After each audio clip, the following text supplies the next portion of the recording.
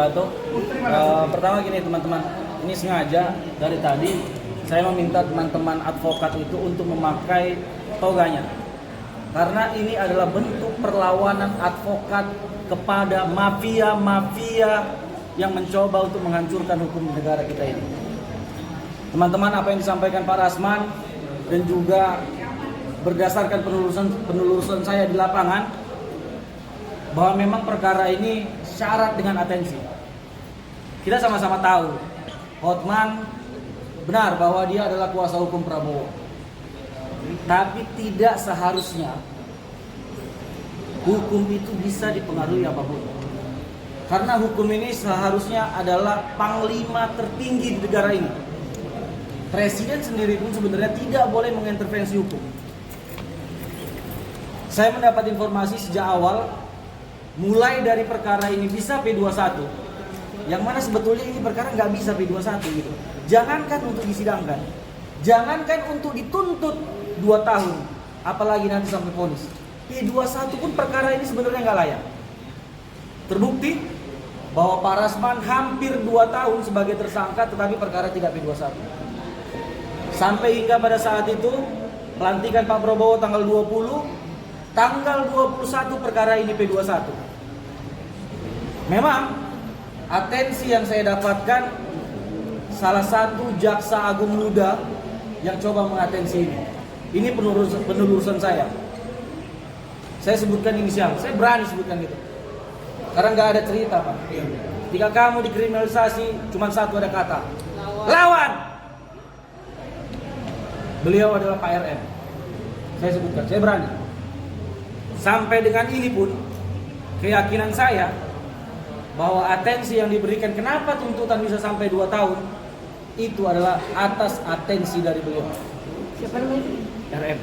RM.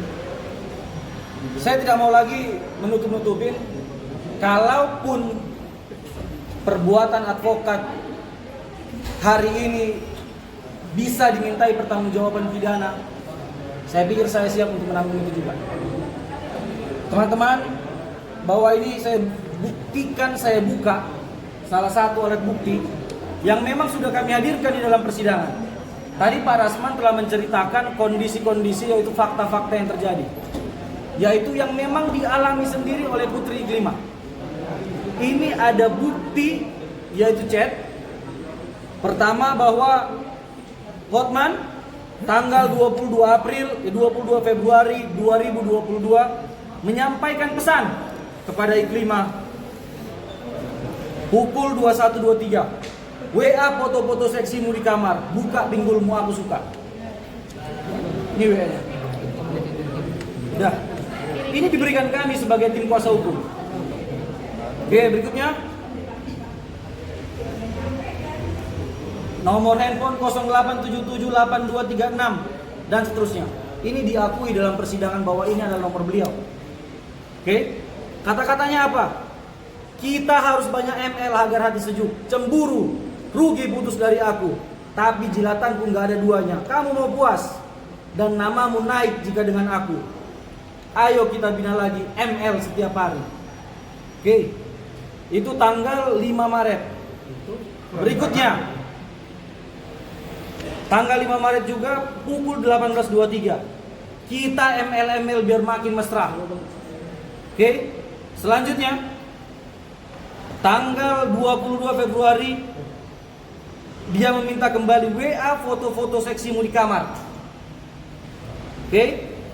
Seterusnya bahwa dia meminta bahwa Iklima jangan pakai celana panjang. Buat nampak paha pinggangmu, rok mini, dada nampak di mana. Ini tadi yang mau saya. Jaksa penuntut umum menyampaikan bahwa Hotman ini seolah-olah malaikat. Jadi tadi diceritakan oleh jaksa, saya merasa bahwa saya tadi sedang mendengarkan novel. Ya kan? Jaksa mengarang, menyampaikan sebuah informasi bahwa Hotman ketika melihat Iklima menggunakan pakaian seksi dan menyarankan untuk mengganti pakaiannya dan membeli pakaian, dan itu diterangkan oleh saksi Hana dan juga saksi Miki. Apa ini bukti chat? Dia yang minta untuk Iklima pakai celana pendek, dada nampak, rok mini. Apa itu semua? Dan ini sudah kami hadirkan dalam persidangan, dikesampingkan oleh jaksa. Aneh bin ajaib negara ini. Oke, berikutnya. Tanggal 7 Maret, videoin mandimu. I want to see bodymu. Lagi-lagi itu lagi si chatnya. Kemudian berikutnya, tanggal 21 Februari, kita bisa ML tiap hari, saling cinta. Kadang cocok buat diranjang mendalam. Makanya ayo kita ML. Sayang, kamu di mana? Hari berikutnya nanti aku kiss. Kemudian juga dia menyampaikan pada tanggal 2 Maret, aku mau coba pinggirannya, karena Iklima menyampaikan bahwa dia masih mens hari kedua. Apa ini semua? Dinyatakan tadi hal-hal yang memberatkan adalah karena Pak Rasman atau terdakwa tidak mampu membuktikan tuduhannya. Keliru bin ajaib lagi-lagi. Pertama, perbuatan pelecehan ada. Kemudian, walaupun katanya ada diduga, tetapi jaksa berpandangan bahwa diduga ini adalah tameng yang mengarah kepada perbuatan menuduh. Anak SD pun yang baru pandai baca disuruh membuka KBBI, lihat apa arti diduga. Semuanya menyatakan bahwa diduga itu bukanlah kalimat tuduhan. Diduga itu sama dengan jangan-jangan. Keliru sekali. Kemudian bahwa kata-kata yang dianggap sebagai pelecehan seksual yang disampaikan oleh jaksa penuntut umum adalah bahwa Pak Rasman menyampaikan aspri-aspri yang dituduhkan diduga mendapat perlakuan tidak elok, tidak pantas, tidak patut, tidak manusiawi gitu. Di mana ini perbuatan yang mencemarkan kata-kata ini? Pantas rupanya kata ayo ML, videoin mandimu itu disampaikan kepada orang. Jilat-jilat, pantas rupa itu disampaikan kepada perempuan oleh seorang advokat yang katanya officium nobile. Pantas. Keliru. Saya sebagai laki-laki normal menyatakan bahwa ini kelainan seksual. Kenapa? Mau laporkan? Laporkan. Kemudian juga bahwa ada kata-kata bahwa yang disampaikan, Hotman kau seperti orang yang tidak beragama. Mengatakan seorang yang tidak beragama juga kata-kata pelecehan, fitnah. Hah? Apa artinya kau seperti orang tidak beragama? Artinya apa? Artinya kau orang yang beragama kan? Kau seperti orang yang tidak beragama. Tidak beragama berarti kan lawan katanya orang yang beragama gitu. Hotman dibilang orang yang beragama, dia merasa itu fitnah. Berarti benar dong dia tidak beragama. Coba cek dulu KTP-nya. Kan itu kan keliru ini semua.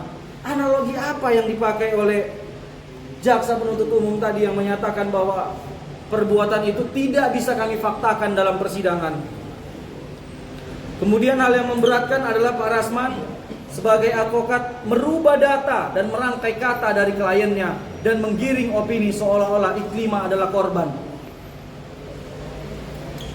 Saya pikir 100.000 pengacara di Indonesia ini dikumpulkan, diulang waktu ini tanggal 25 April itu, yang bertemu Iklima dengan para advokat 100.000 itu, diperlihatkan bukti-bukti itu, diceritakan oleh Iklima, pasti mereka semua menyatakan, menganalisis, memberikan pendapat bahwa Iklima adalah korban.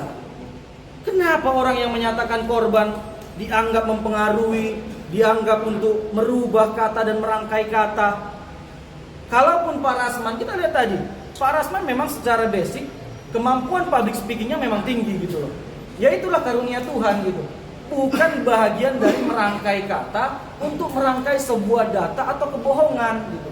Ini kan keliru.